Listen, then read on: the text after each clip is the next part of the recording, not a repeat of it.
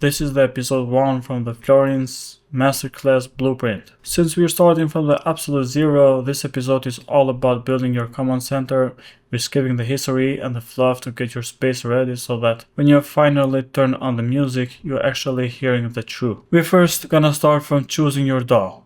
In the modern world, we mix in the box, which means everything happens inside your computer using a digital audio workstation, which else is called a DAW. Hits are being made in bedrooms on simple setups, so don't feel like you need a $1 million studio. What we're gonna look for? Most people, producers, beatmakers use DAWs like Ableton, FL Studio, Logic, Cubase, Studio One, and others. Depends on your computer if you're using like an Windows or an Mac or whatever.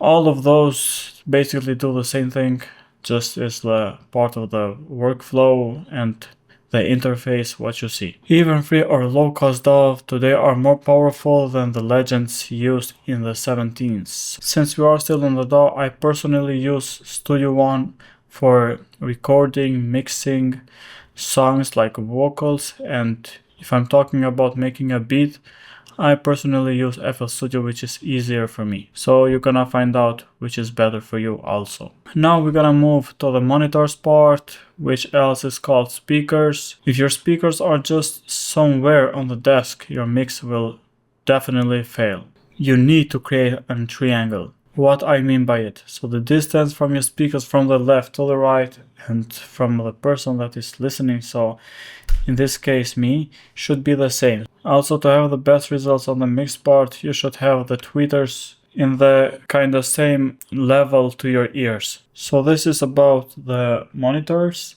We're gonna move to the next part, which is the reflections. So the treating of your room. Your room actually is your biggest enemy because sounds bounces off your walls and blurs what you hear. You need to create a reflection-free zone. So the best technique that most people use nowadays is just to sit in your mixing chair and have a friend move a mirror along the side wall. And what's the rule? The rule is very simple. Everywhere you can see a speaker in that mirror, you need to hang an acoustic panel or even a thick blanket to tame the bounce. The next problem about your monitors is the vibrations, which sometimes they use. When speakers sit directly on the desk definitely gonna vibrate. This causes phase cancellation, which makes your bass sound muddy and blurry. The easy fix is to use an isolation pad like a moped or even simple foam to decouple the speakers from the desk, so just to have a little distance. This is the cheapest way and the easiest way to make your studio sound maybe 10x more better instantly. Now we're gonna move to the headphone hack. If you can't use speakers for whatever reasons, example if you live somewhere which you can't make too much noise, maybe because of your neighbors or kids or whatever, you definitely can mix on the headphones. The downside is that if you're using headphones, you're gonna get ear fatigue faster